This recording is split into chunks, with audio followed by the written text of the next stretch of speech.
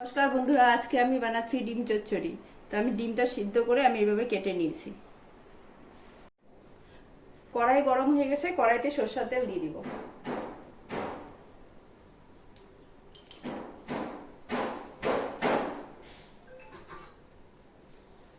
ডিমের মধ্যে আমি লবণ হলুদ মেখে নিয়েছি।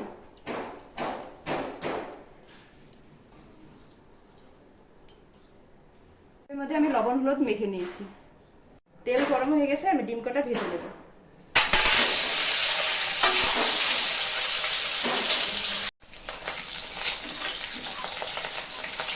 ডিমটা আমি লাল করে ভেজে নিয়েছি, এখন আমি নামিয়ে দেব। তো ডিম ভাজার তেলটার মধ্যে আমি ফোড়ন দিয়ে দেব। তেজপাতা, গোটা গরম মশলা,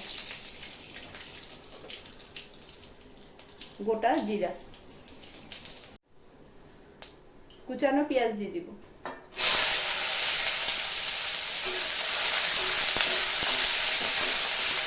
পেঁয়াজটা আমি লাল লাল ভেজে দেব।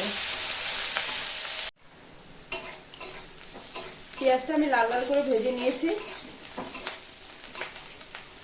রসুন কুচি দিয়ে দিব, কাঁচা লঙ্কা কুচি দিয়ে দিব, আদা ছাটানো দিয়ে দিব, একসাথে ভেজে দেব।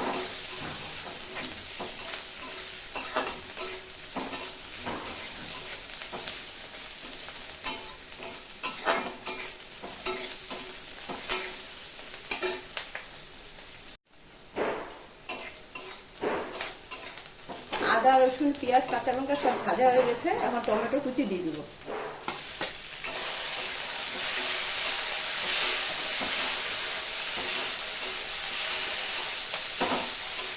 টমেটো কুচিটা একটু ভালো করে ভেজে নেব।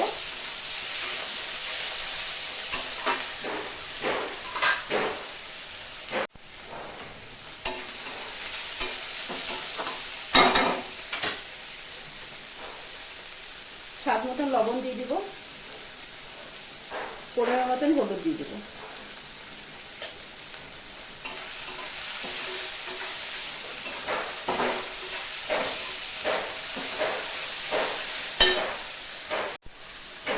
রঙের জন্য কাশ্মীরি লঙ্কার গুঁড়া দিয়ে দিব। অল্প জল দিয়ে দিব।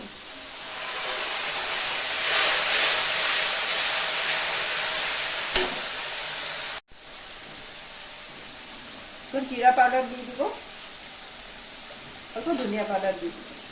আর সমস্ত কিছু আমি ভালো করে ভেজে নেব।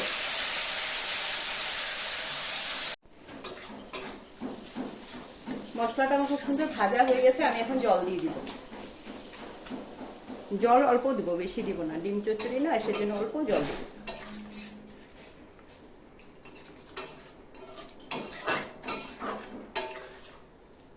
ভেজে রাখা ডিমটা দিয়ে দিব।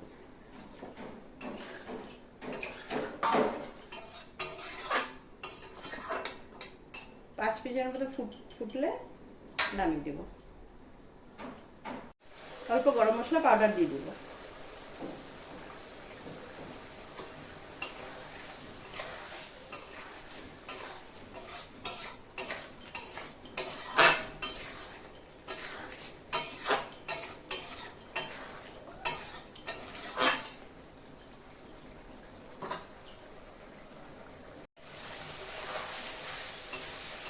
বন্ধুরা, ডিম চচ্চড়িটা হয়ে গেছে।